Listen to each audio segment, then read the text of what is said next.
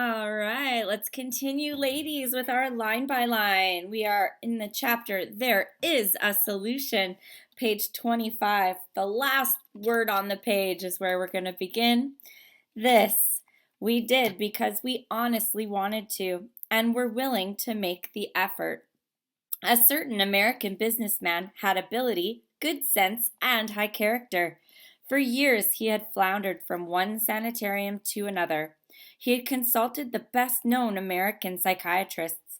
Then he had gone to Europe, placing himself in the care of a celebrated physician, the psychiatrist Dr. Jung, who prescribed for him.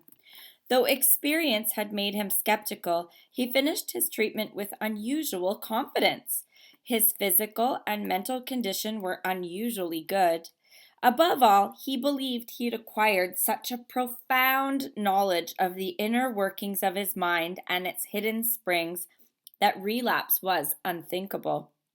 Nevertheless, he was drunk in a short while. More baffling still, he could give himself no satisfactory explanation for his fall. So he returned to this doctor, whom he admired, and asked him point blank why he could not recover.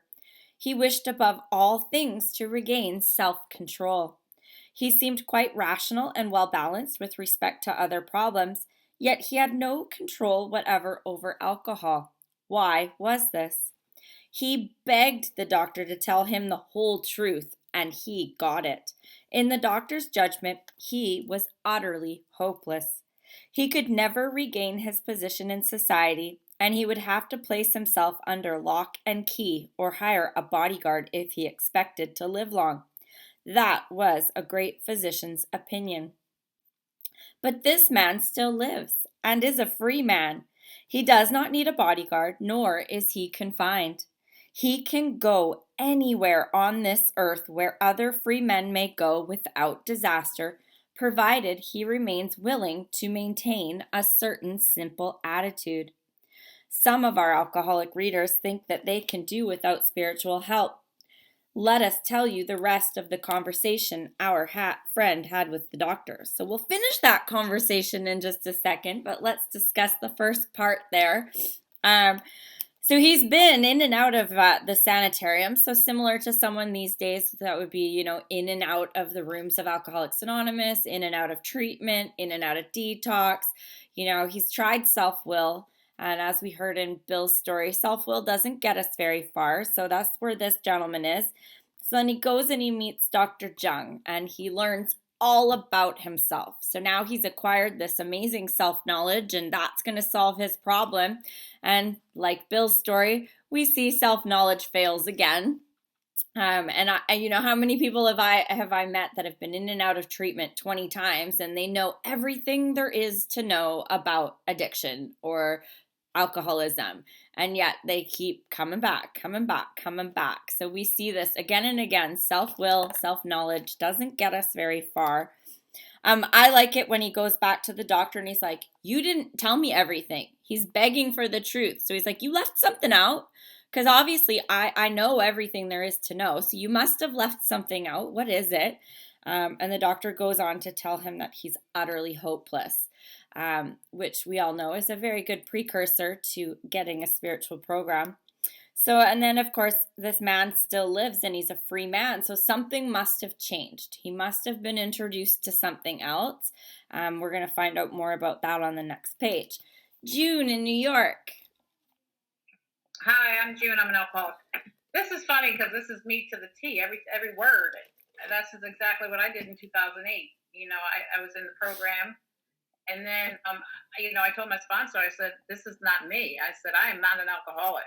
What you're telling me is not true. So I went, detox rehabs, and all that, and went to a psychologist. And, I sat there and listened to him, and I said, oh, yeah, this is me. Yeah, the problem isn't alcohol. And then, during that time, I had relapses. I was drinking, and I didn't want to listen to anybody, and I didn't want AA because the problem wasn't drinking. My problem was something else other than drinking. So, and it says, he had no control, whatever, over alcohol. yeah, I was powerless over everything. And I didn't realize that, I didn't even want to say that alcohol was my problem. I didn't want to say I was an alcoholic. So, being in institutions and everything, trying to commit suicide.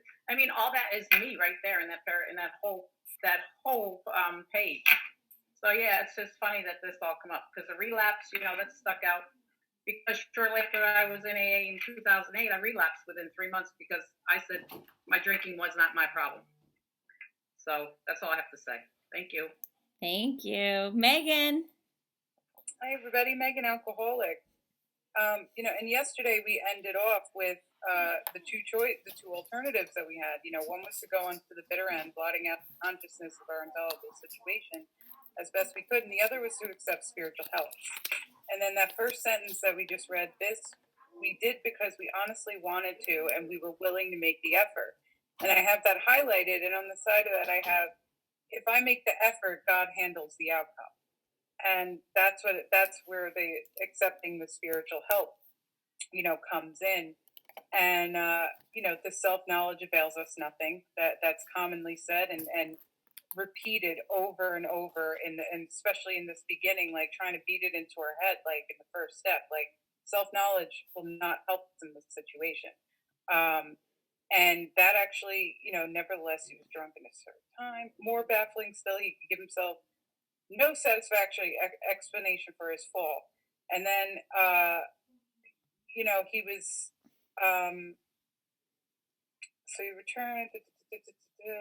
He seemed quite rational and well balanced with respect to other problems.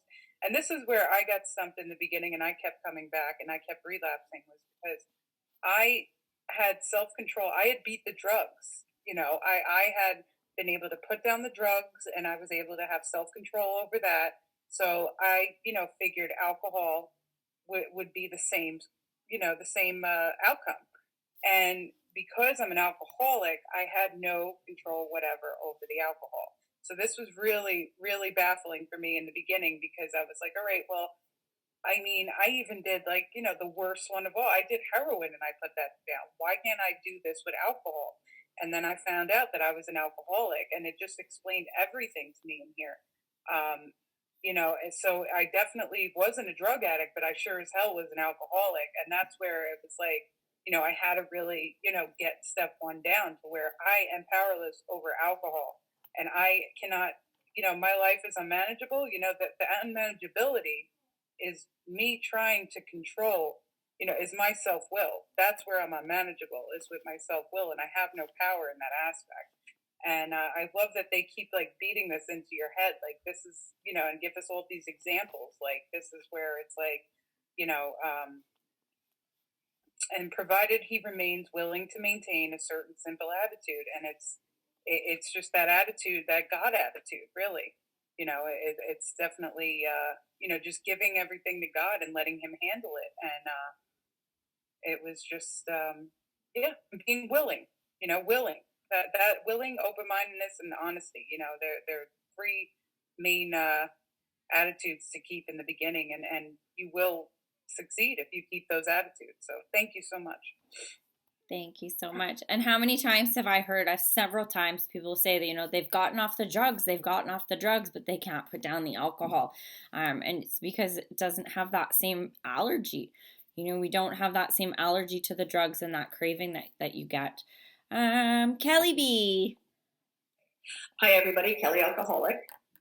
One thing I wanted to mention on is down at the bottom of page 26, and it says about he doesn't need a bodyguard and he's no longer confined. He can go anywhere on earth where other men go. Right there, I have the word freedom written, and I know that alcohol kept me a hostage. It was whether if I wasn't drinking, I was looking to drink, or I was looking for a reason to drink to justify to my husband that, oh, well, yeah, we should eat here, and well, I can have a glass of wine with lunch, whatever. The whole point is that I never had the freedom just to be in the moment and just to pay attention to what's going on, where during my drinking days, it was strictly, how am I going to drink and how am I going to get it? So I just wanted to mention that freedom, and it's, thanks. Thank you. Leslie. Good morning, Leslie from Constant Alcoholic. Just what Kelly was saying, and it just brought it to light to me. I had my first meeting the other day in this great big hall on the res, just down the highway, and it was so great to see our people. And there was a couple of people that had slipped, but we were talking about freedom.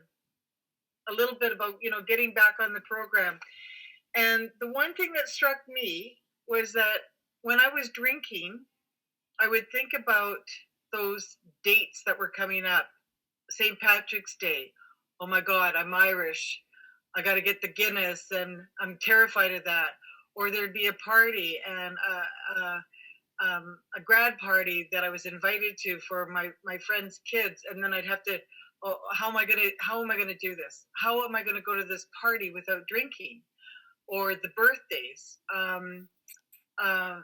other celebrations, like other things that we do, and not having that freedom, like just being absolutely terrified about, okay, I'm not gonna be able to quit drinking then. I'm not gonna be able to quit drinking this week because I got to go to that party. And now, being in the program a year and a half, he doesn't need a bodyguard, nor is he confined. So I can go to those parties. I can go out to dinner once all this crap is over. But I don't have to worry. I can walk in freedom knowing that I don't have to be concerned about taking that drink.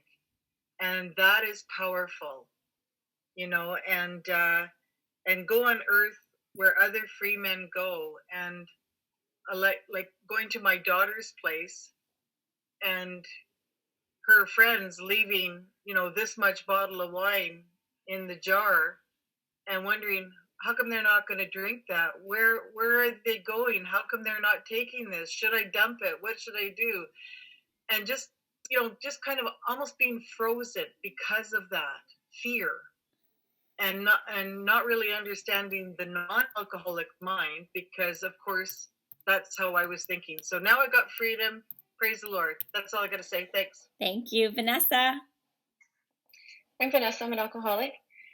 I just want to say the certain American businessman that was Roland Hazard, who he went to stay with Carl Jung for, I think it was about a year, and sobered up, and he thought for sure that this work that he did with the psychiatrist was going to keep him sober forever. And he was drunk on the train before he had even gotten home, and went back to the doctor, and they talked about the spiritual experience. Roland Hazard, then he went and joined the Oxford group. And of course, those were the people who showed up at court to, bail out Ebby when he had gotten into trouble. So it brings some history, and Ebby, of course, brought the message to Bill W. There's some later writings between Bill W. and Dr. Young, with Bill letting him know the influence that he had in starting AA. So I thought that was some pretty cool history in the book. Thanks. Thank you. Yeah, there's some really cool history about the guys, the original few guys, and how they knew each other, and it wasn't just happenstance that they all kind of came together. I think I named it right. Trish, is that you on the iPhone? Did my memory serve me well today? Yep, that's me. Yes. Hi, I'm Trish, and I'm an alcoholic.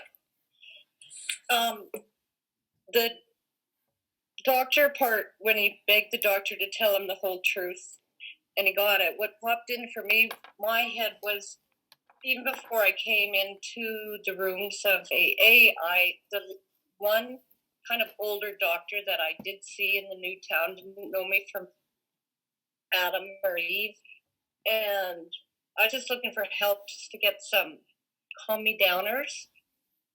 Still never thought I was an alcoholic, but I just thought I just needed something to help me get over my anxiety. And he's the only one in all the years, since 62, that he said, went out of the room, came back, and instead of giving me a prescription, he gave me a pamphlet for AA. And he was a good doctor, definitely.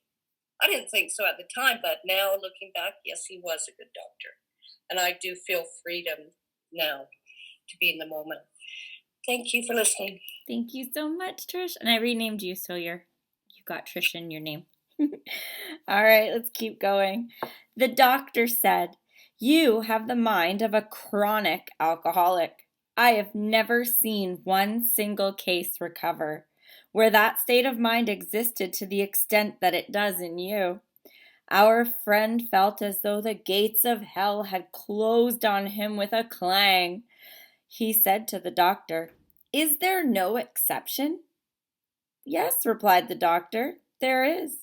Exceptions to cases such as yours have been occurring since early times. Here and there, once in a while, alcoholics have had what are called vital spiritual experiences. To me, these occurrences are a phenomena. They appear to be in the nature of huge emotional displacements and rearrangements. Ideas, emotions, and attitudes, which were once the guiding forces of the lives of these men, are suddenly cast to one side, and a completely new set of conceptions and motives begin to dominate them. In fact, I have been trying to produce some such emotional rearrangement within you.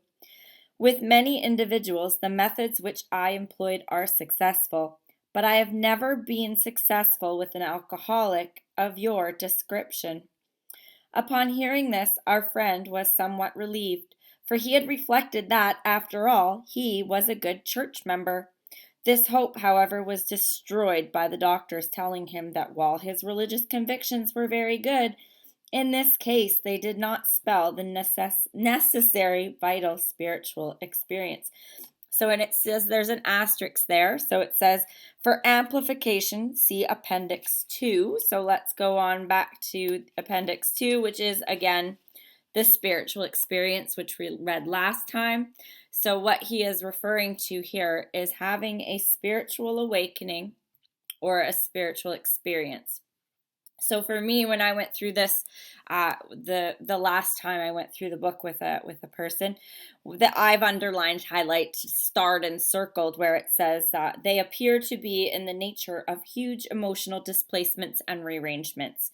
Ideas, emotions, and attitudes, which were once the guiding forces of the lives of these men, are suddenly cast to one side, and a completely new set of conceptions and motives begin to dominate them. And for me, that's the spiritual experience, a spiritual awakening, a spiritual shift, whatever you may choose to call it. I also have noted here, I have Hope Brings Willingness written throughout my book a million times. If you've heard me talk, you've heard me say how much hope is important. You have to have hope in order to be willing to do anything in this program. So this is one of those pages where I've got Hope Brings Willingness.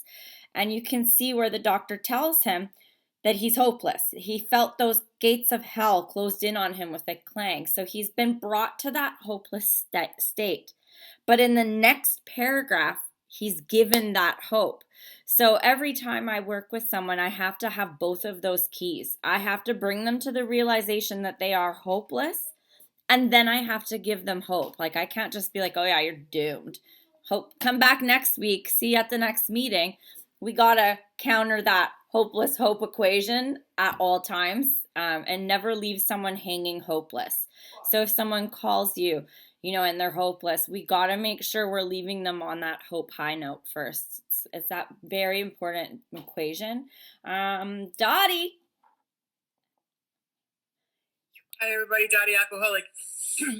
Kim, at times it sounds like you stole my big book because you share and have things underlined that I do, and I was going to share on, and it may get loud. The landscaper's out front using that very powerful blower. So I was going to share on the that part you read that I have underlined and highlighted about the part of the spiritual experience and the entire psychic change. But I also want to take note to the asterisks. Back on page 25, right? It was the first time let's get this out of my speaking here. So this asterisk is here 3 times. The first time was on page 25, and it just says fully explains, Appendix 2. And then on page 27, right, it says full amplification, see Appendix 2, and he's talking about the spiritual experience. And then on page 47, it'll say it again, and it says, please read Appendix 2. So, throughout the book, you're going to hear about the spiritual experience. And, for Bill to put that in 3 times, and each time he has the asterisk, he's saying, it's important, and then when he finally has it on page 47 again, it's written as, not just see Appendix 2, it's must see Appendix 2. So it's just really, really important that we grasp on to the spiritual awakening. And back to what Vanessa said about Roland Hazard, that's who they're talking about. That's the businessman they're talking about. And Dr. June, I don't know, is it June Young? However we say it, this doctor was not his first choice. His first choice to see was he wanted to go to Dr. Freud. And Freud was no longer taking patients per se. And then he wanted to see the great psychiatrist, Dr. Eldridge. And he was just way too busy. So that's how he ended up with Dr. Young, which in a good way, good thing it was, because he did believe that it was you needed a spiritual awakening to get over your alcoholism and be recovered from the craziness of it. So yeah, it's just a little bit of the history, and I really think it's important how the asterisks on the spiritual conditioning or spiritual experience is listed 3 times in quite a short amount of time. So it's really important that we grasp that spiritual condition. That's all I have. Thanks, Dottie. Yeah, Dr. Young, Dr. Jung, Dr. June, I've heard them all. I've actually seen non-alcoholic wine with his name on it. Very bizarre. Megan. Hi, everybody. Megan Alcoholic.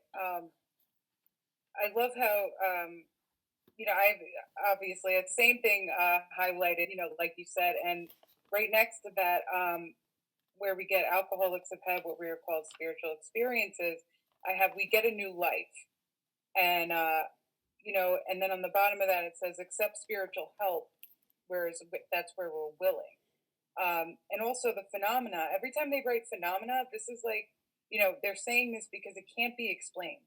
It's not something that's explainable. It's not something that you can try to get or understand. Like, they use the word phenomena for a specific reason, because the more you try to understand it, or the more you try to get it, is where the more you're going to get confused, and the more it's going to like throw you off. So when they use phenomena, it's very, they're using that word for a specific reason.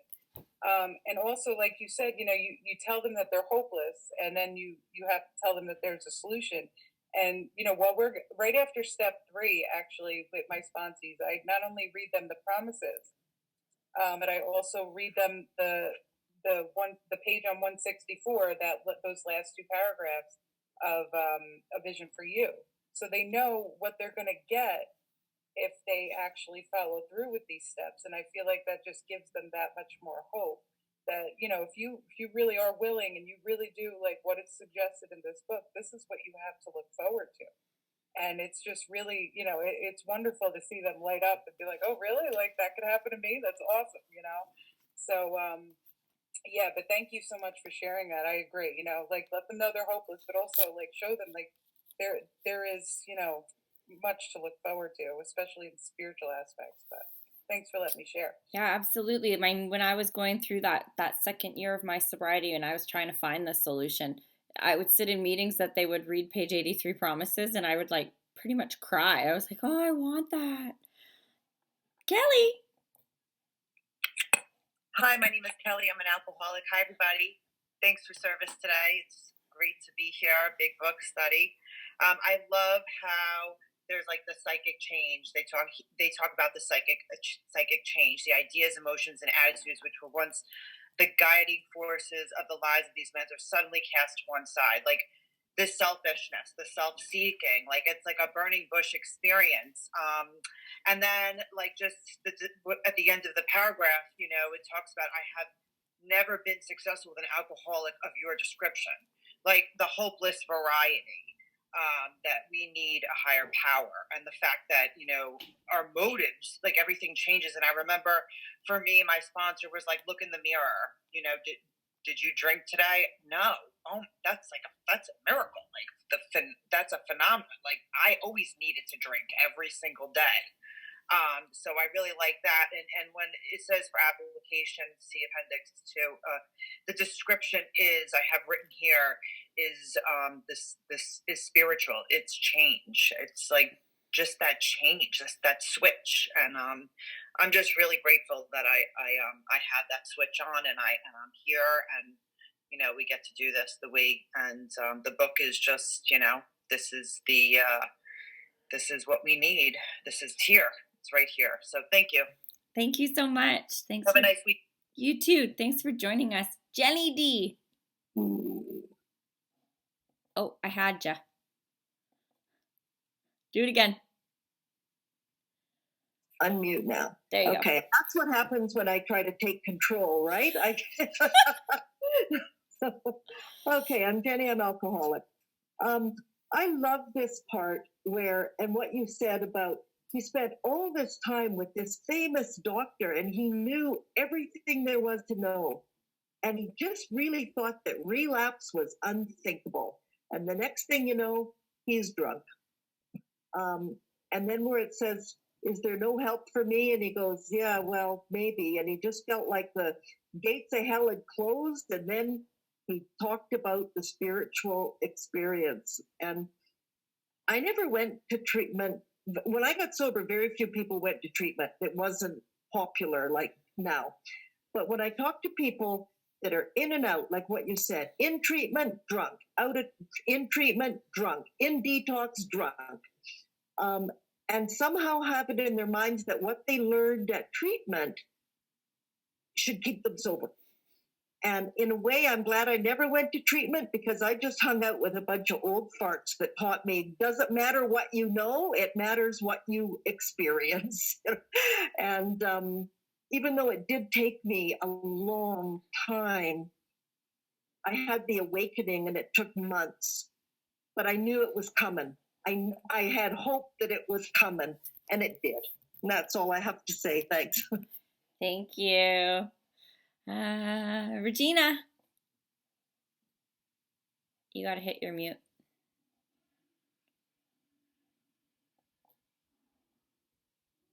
Regina? Yeah. There you go. Got it. Okay. Hi, I'm Regina. I'm an alcoholic. I have so much highlighted on this page. The first thing I have is that paragraph, ideas, emotions, and attitudes, which were once the guiding forces of lives in these men, suddenly cast to one side, and a completely new set of conceptions and motives begin to dominate them. On my book, I have, these are my old ideas, and that, you know, it says these, a set of new conceptions and motives begin to dominate them. It doesn't say that, you know, these new ideas are there already. It's just a start, and that it's going to take some time for me to set my old ideas aside. And that's been my experience. The other thing that stood out for me was the last sentence of this paragraph. With many individuals, the methods which I employed are successful, but I have never been successful with an alcoholic of your description. That just shows me that this is a spiritual solution. There isn't anything a doctor can do other than direct you to Alcoholics Anonymous if they know what AA can do for people. And again, the spiritual awakening and the psychic change, all I can identify with what everybody's been saying about that in terms of, you know, relating back to the spiritual experience on page in the appendix. So thanks. Thank you, Regina. Dottie, did I forget to take your hand down, or did you want to speak No, again? I put it back up. Okay. I forgot about the little piece of history I had written here, that Bill, how Bill came about the steps. He, step one, Bill got from working with Dr. Silkworth, and step 2 came from Dr. Young, and step 3 through 12 he got the ideas from the Oxford group, because Bill didn't really care for the religious part of the Oxford group, but he did like the concept of what they were saying. And that I just wanted to share that little piece about how the steps, where he started getting them from. So that's all. Thank you.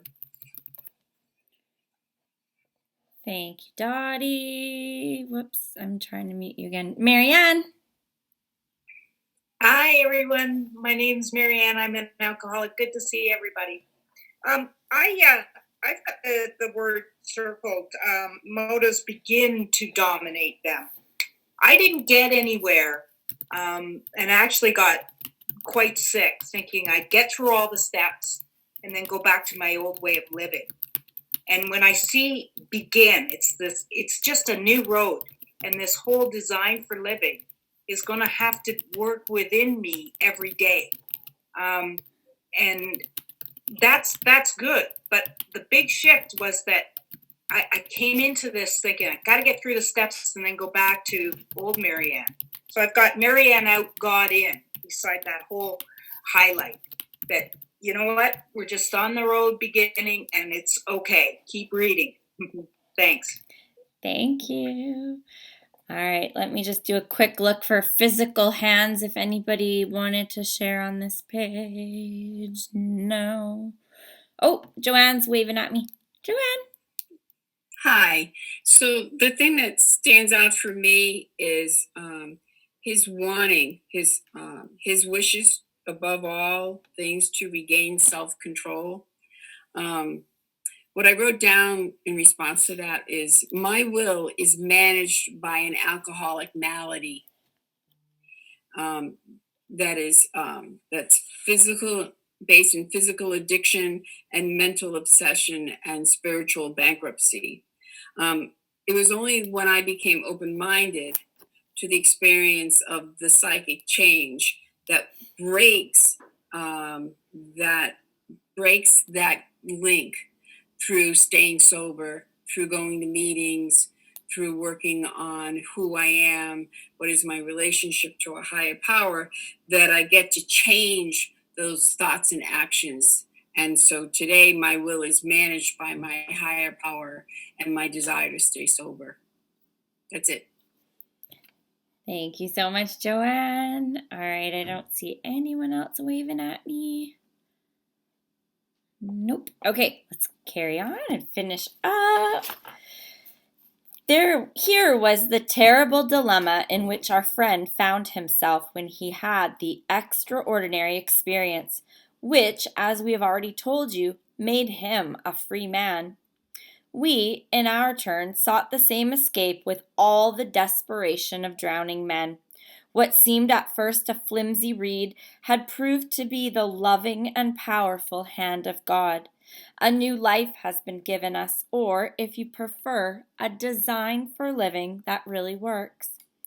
The distinguished American psychologist William James, in his book Varieties of Religious Experience, indicates a multitude of ways in which men have discovered God.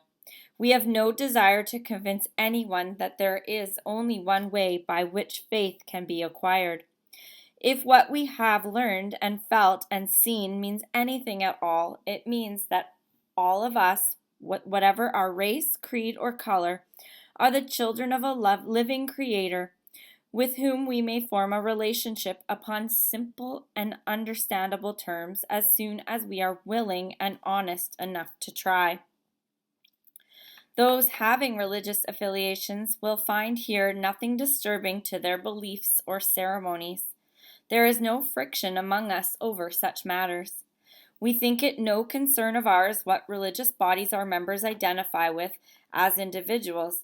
This should be an entirely personal affair which each one decides for himself in the light of past associations or his present choice. Not all of us join religious bodies, but most of us favor such memberships. In the following chapter, there appears an explanation of alcoholism, as we understand it, then a chapter addressed to the agnostic. Many who once were in this class are now amongst our members. Surprisingly enough, we find such convictions no great obstacle to a spiritual experience. Further on, clear-cut directions are given showing how we recovered. These are followed by 42 personal experiences. Each individual in the personal stories describes in his own language and from his own point of view the way he established his relationship with God. These give a fair cross-section of our membership and a clear-cut idea of what has actually happened in their lives. We hope no one will consider these self-revealing accounts in bad taste. Our hope is that many alcoholic men and women desperately in need will see these pages, and we believe that it is only by fully disclosing ourselves and our problems that they will be persuaded to say, yes, I am one of them too. I must have this thing. So for me, I got a whole bunch to share on this page. So one is, up at the top there, again, I have hopeless and hope in that second paragraph where he's like, we are doomed. We're drowning men. And then we get this new loving, powerful hand of God. So we have hopeless and hope in that sentence. But the flimsy reed, I always like to do, I act it out normally when I have girls I'm reading with. But, we always talk about, the flimsy reed, and there's all these different metaphors in the book that we get to shore, we cross the bridge to shore. And I always like to get my girls to visualize they're on the Titanic and their boat is sinking. Your ship is sinking, girl. That's all you know. Here is this water around you. It's full of sharks. That's your addiction and your alcoholism. It's trying to get you. And there's that trusted shore. And we're all over here as recovered alcoholics on the shore saying, come on, it's okay. Like there's a beautiful island paradise waiting for you. Get off your ship. It's sinking. And they're like, I've got all this fear. There's sharks in the water. All these things are trying to bite my ass. And then there's that flimsy reed of God, and he's just that little like Tarzan rope hanging, that flimsy reed. And you just kind of got to grab on and like just take the plunge and grab on. And then you're going to find that that's not a flimsy reed. It's that strong, strong cable that's going to get you over to the shore where we're all standing there to embrace you and help you.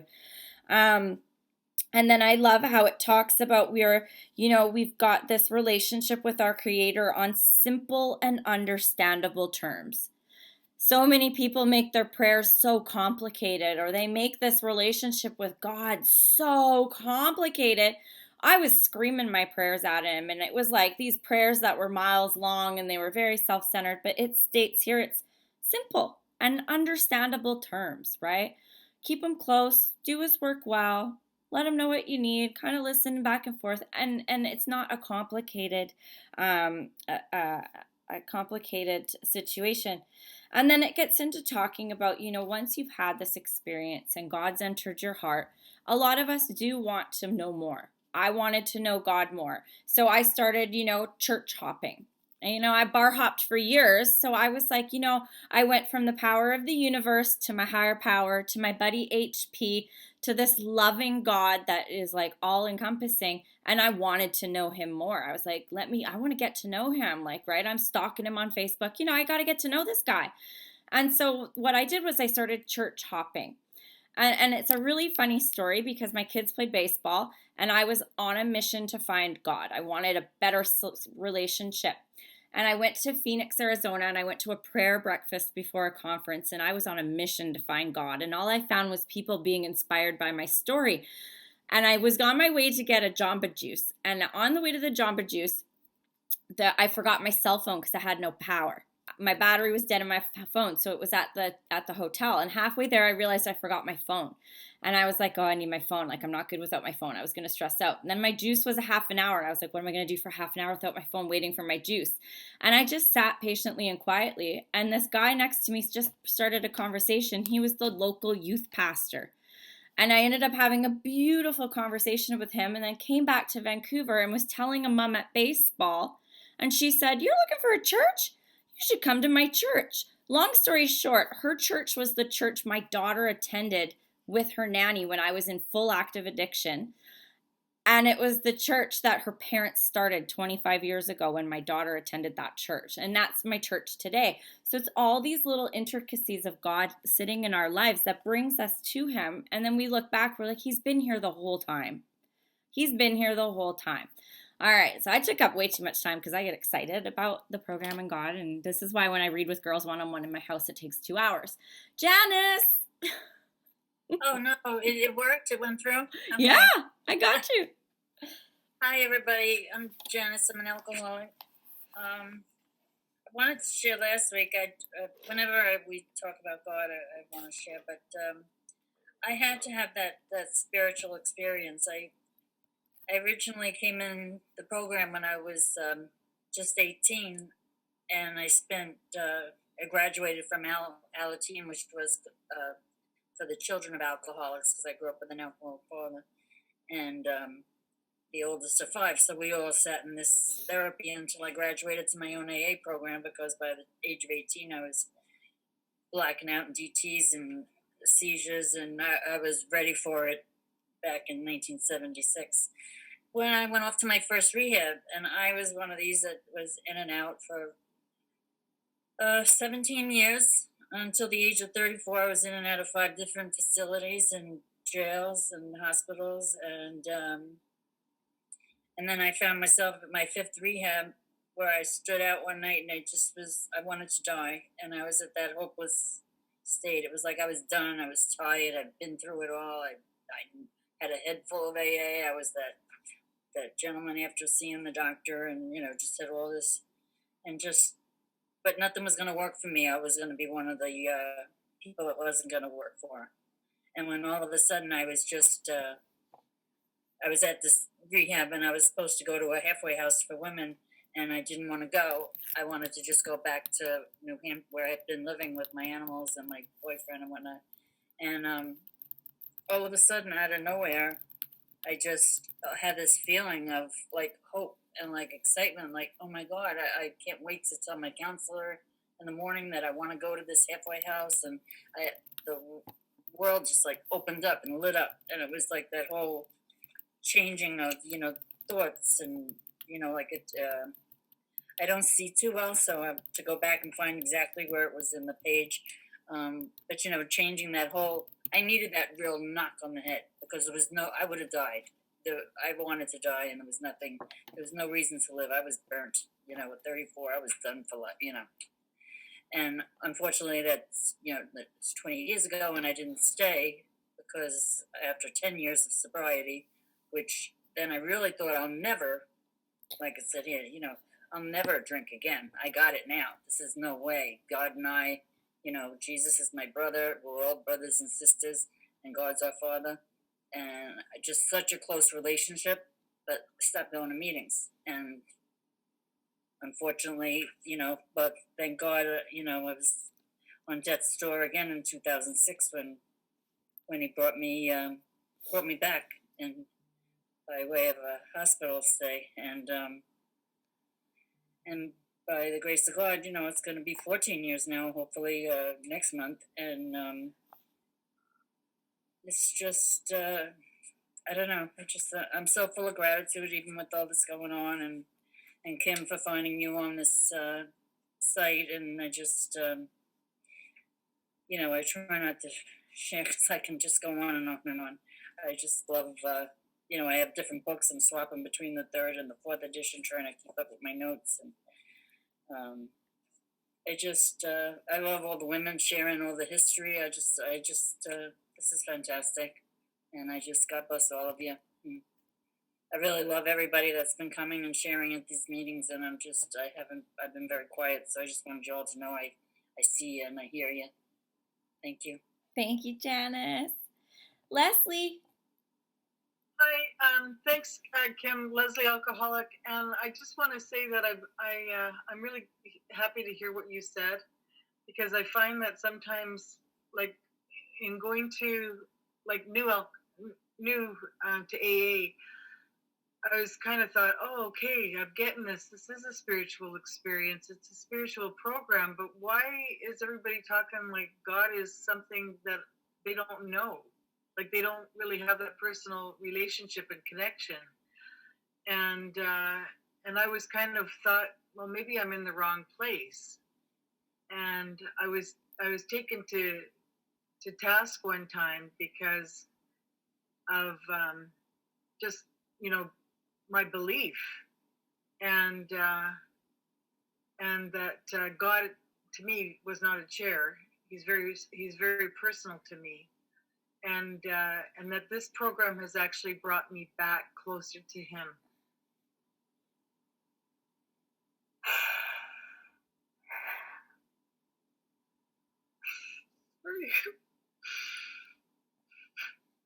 Because without Him, we're nothing. Without Him, I'm nothing. And it's hard to explain unless you just give yourself completely over to Him and the mess that your life has become. So I just want to say that thank you.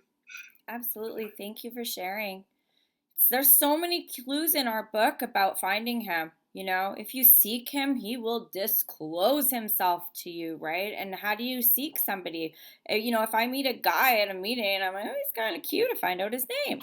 Then, you know, I might ask a couple people about him. So same I can do here. I can ask other people how they got to know God and what their God is like. I love listening to people share who have God in their hearts and solution-based people, because then you get to hear little bits and pieces. And I get to take little bits and pieces from absolutely everybody. And yeah, sure did. I went church hopping. And I found my God, and like I could tell you what my God is, and He's completely personal to me. And you know, best thing that ever happened to my life. So you keep on plugging. You know, He is there for us. Vanessa. Yeah, I just want to quickly say I'm Vanessa, I'm an alcoholic. That right now is a really good time. I've been doing some church hopping because all of the services are online, so I can check out pretty much everything that I want to check out. Service-wise, in every type of religion or any type of, and they want us to. Everything that I've seen has said welcome to our church. So yeah, I just want to put that out there, that it's a really, really good time right now to explore. Yeah, absolutely. I just popped mine in the chat. And on Saturday nights, this is my thing in Vancouver. Saturday nights is my home group in Vancouver, and my church has a 5 p.m. service. So I go to the 5 p.m. service. I listen for the hour and a half, and usually I can take something out of there. And then I go to my 8 o'clock home group, and then I take the message from church and I transform it into AA, and away I go, and I sound like I'm really good. Joanne. Yeah. So in practicing open-mindedness, when the programs start talking about spirituality, I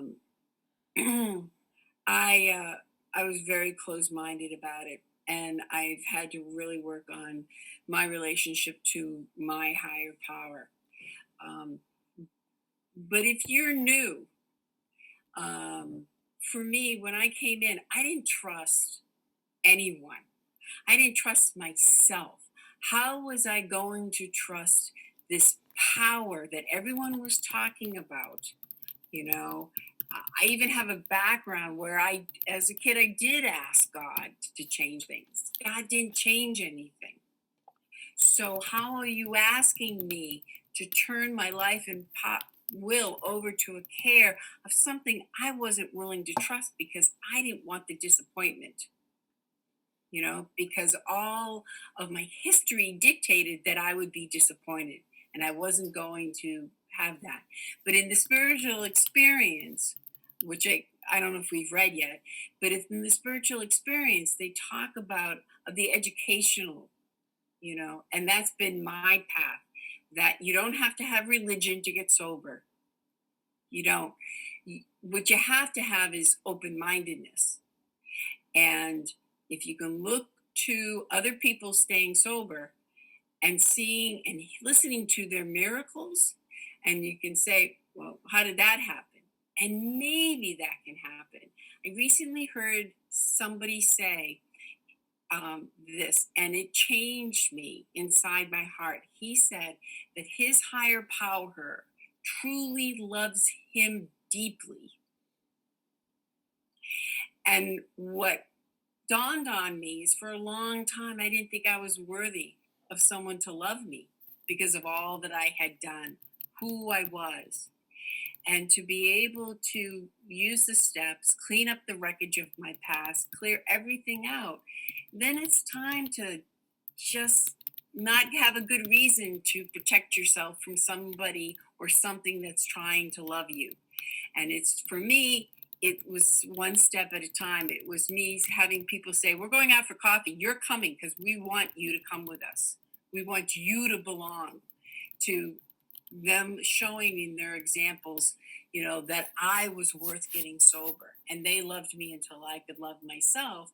And the more I could identify what being loved was about, then I was open-minded to this power greater than myself that loves me. Yeah, that's all I wanted to share. Thank you. Awesome. All right, one more share. You're making these usernames fun. GQTTDYDDY. Would you like to share? Hi, my name is Jacqueline. Boy, I've been watching y'all for a long time, and y'all every Monday, Tuesday, whatever the days is, I make sure I'm here at 2 o'clock. And what I was thinking about was, when I first came in, I didn't believe in nothing. And I was hoping that y'all can help me. And getting into the second step of power greater than myself was the rooms. And then as I kept coming, and I keep hearing other people, I wanted to get better. And they talk about their God, and I was like, wow, I wanted what y'all had, because I had nothing. And I asked the girl one time, I says, how did you pray? How do you pray? And she said, just talk to him. And I've been having a relationship with him from that day to this day. And I got 30 years in recovery. Thank God. It's like the footsteps. He's been carrying me all the time. I've been going through a little death thing because my significant other passed. But it's like, even when I couldn't pray, I know that he's carrying me. Yep. Because he loved me. So thank you for letting me share. Oh, thank you, Miss Jacqueline. I'm so glad you shared. Kelowna, I'm going to get to you in just 1 second. I just wanted to point out something because we didn't touch on the last little bit here on page 29. But a few things I just wanted to point out where it says, we're going to get into some clear-cut directions showing how we recovered. So this is kind of summing up where we've been so forward and telling us what we're going to start to get into now is we're going to get past some of these obstacles, which is found in, a little more about alcoholism. We want to make sure you've got that step 1. And then in the We Agnostics, we want to make sure we get rid of any of those obstacles that you might have to getting to that higher power, which is God. And we're going to get those clear-cut directions, super clear-cut. And then I like those last 2 paragraphs. And I always point these out to girls I'm working with because it kind of tells us what we should share. And I say this because a lot of people, when they come into a program, they get asked to share at meetings and they don't know what to share. And there's some little simple clues here where it says, we show from our point of view the way we established our relationship with God. And then at the bottom, the last line, it says, it is only by fully disclosing ourselves and our problems that they will be persuaded to say, yes, I am one of them too. I must have this thing. So for me, it's really important when I'm sharing to focus on steps 1, 2, and 3. Because we're trying to get people to get that hope. Kelowna. Good morning, everybody, and afternoon, other ladies. I just wanted to say really quick that all these pages that we've been going through so far, and all these notes and tidbits that you're giving Kimberly, about what you say to your girls and this and that. I'm writing all that stuff down too and marking that because my whole goal for this study was to learn. I mean, this book study was to learn how to teach this in a way. And what these little tidbits are doing are helping me to not only learn it myself, because I've never done this before, and I don't have very many sponsees that stay. And I'm going to take a different approach now, and I'm really, really grateful for all these little tidbits of what you say to your girls and this and that. And one of the things that I find that is really, really easy is to tell them about the higher power can be whatever that's like the easiest thing to explain, because you don't have to explain all this stuff, and you don't have to be religious, and that's going to be the most easiest and heartwarming thing I can give them, as well as making sure that if they're hopeless, I'm going to leave them with the hope. And I really, really appreciated that little piece that you gave. Thank you. Thank you so much. All righty. Anybody else waving hands at me? Let's see. Anyone else want to finish off on these pages or anything about this is a solution? There is a solution. This is a solution. All righty. All right. That finishes the chapter. There is a solution.